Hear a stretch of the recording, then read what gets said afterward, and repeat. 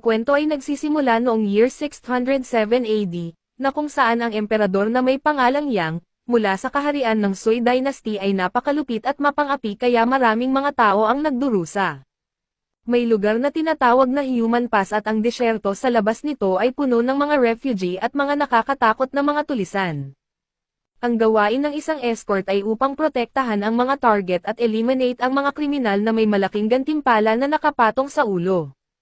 Pagkatapos ay dumating si Dao at agad siyang nagpakilala sa isang tao na may nakapatong na gantimpala sa kanyang ulo. Nalilito ang tao nang sabihin ni Dao na nandito siya para tulungan niya ito. Doon pinaliwanag ni Dao na kung ibibigay niya sa kanya ang 3 beses ng presyo ng patong sa kanyang ulo, magpapanggap siya na hindi niya siya nakita. Isang batang nagngangalang Chaoki ang nagpakilala at ginaya ang parehong introduksyon na ginawa ni Dao. Hindi interesado ang kriminal sa offer ni Dao, at ibinahagi pa ng lalaki kung paano halatang hindi magaling na mangangabayo si Dao at wala siyang kasama na tutulong sa kanya. Ang tanging armas niya lang ay isang piraso ng papel at may kasama pa siyang isang bata. Hindi makapaniwala ang tao na may lakas loob pa si Dao na magbanta sa kanya at sa kanyang grupo, dahil sa silang lahat ay magagaling na mandirigma at ang tanging kasama lang ni Dao ay isang bata. Pinaliwanag ni Dao na kahit hindi sila maging magkaibigan ay maaari pa rin silang kumita ng pera ng sabay, ngunit tumanggi ang tao na makinig sa anumang panghihikayat ni Dao at pinaliwanag ni Chaoki na ang mga magagaling na tao ay marunong magsalita. Hindi sila sineryoso ng grupo kaya sinabihan ni Dao si Chaoki na takpan ang kanyang mga mata at magbilang tulad ng dati, sinabihan niya ito na magbilang hanggang 9 para ang lahat ng mga masasamang tao ay makakatulog. At nagulat si Chaoki nang marinig na masama ang mga ito. Natawa si Dao at ipinaliwanag na ang mga lalaking mga pangit na nakapalibot sa kanila ay masasama. Nagalit ang tao, ngunit nang matapos ng magsalita si Dao doon agad silang nagsimulang maglaban, nawalan ng armas ang tao kaya inalok siya ni Dao ng ilang mga espada na dala niya. Habang patuloy naman na nagbibilang si Chaoki hanggang 9, nakakamanghang napatumba ni Dao ang buong grupo sa tamang oras na kung saan natapos ring magbilang si Chaoki. Pero sinabihan niya si Chaoki kung paano ito lumaktaw sa kanyang pagbibilang. Pinatumba ni Dao ang grupo at ang leader ay nagsimulang magmakaawa para sa kanyang buhay. Pumayag siya sa naunang alok ni Dao at binigyan pa siya ng higit sa 3 beses na gantimpala. Tinanggap ito ni Dao dahil natutuwa siya na kumikita habang tinutulungan ang problema ng mga tao. Napatanong ang leader kung paano niya sila natagpuan ng mabilis, dahil kung totoosin hindi pa sila kailanman natagpuan ng kahit sino, at nagulat siya nang ipaliwanag ni Dao na napadaan lang siya. Habang naglalakbay, hinihiling ni Dao kay Chaoki na tiisin lang muna ang malupit na panahon, at ipinaliwanag na hindi na nila kailangang gawin ito kapag sila'y nakarating na sa lugar ng Chang.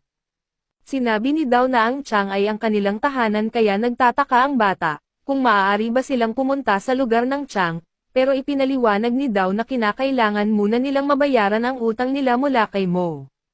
Binahagi ni Chaoki na mayaman si Mo kaya hindi na niya kailangan ang kanilang pera, pero sinabi ni Dao na dapat nilang mabayaran ang kanilang mga utang at huwag nang umutang sa sinuman. Hindi naiintindihan ito ni Chaoki, pero gusto na niyang malaman kung paano nagkaroon si Dao ng pagkautang kay Mo. Ipinaliwanag ni Dao na wala pang 1 taon si Chaoki noong sila'y nagsimulang maglakbay at nakilala niya si Mo, at saka ito'y nagbigay sa kanya ng malaking halaga para matulungan silang magpatuloy. Nagagalit si Chaoki dahil sa mga insekto at nagtanong kung pwede bang patayin ang apoy, kaso ipinaliwanag ni Dao na hindi nila maaring gawin ito dahil sa kadahilan ng merong mga taong kumakain ng kapwa-tao. Pinaalala niya kay Chaoki na ang mga taong kumakain ng kapwa-tao, kilala rin bilang raksasa, ito'y masasama at malulupit dahil hindi lamang sila pumapatay ng mga tao kundi kinakain din nila ang mga puso nito. Anuman ang panganib na darating, handa siyang protektahan si Chaoki kahit kapalit pa nito ang kanyang buhay, pero nung tinignan niya ito nakitang natulog na pala si Chaoki. Kinabukasan, nagpatuloy ang kanilang paglalakbay habang namamangha si Chaoki sa nakikita niyang naglalakihang mga ibon at sila'y nagpatuloy. Ipinunto ni Dao kung paano napapalibutan sila ng mga bangkay ng raksasa, at doon nakakita sila ng isang tao ngunit hindi ito tumugon sa kanila dahil sa ito'y patay na. Dito ay napahanga si Dao kung gaano ito katibay dahil namatay itong nakatayo.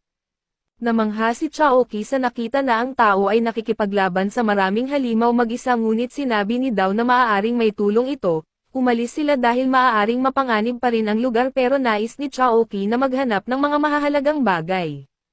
Kaso umalis pa rin sila dahil ipinaliwanag ni Dao na may mga kahihinatnan sa pagkuha ng mga bagay mula sa mga patay. Narating nila ang dulo ng digmaan habang kinikilala ni Dao kung gaano ka-brutal ang labanan at natukoy na totoo ang mga tsismis na ang mga raksasa ay walang awa.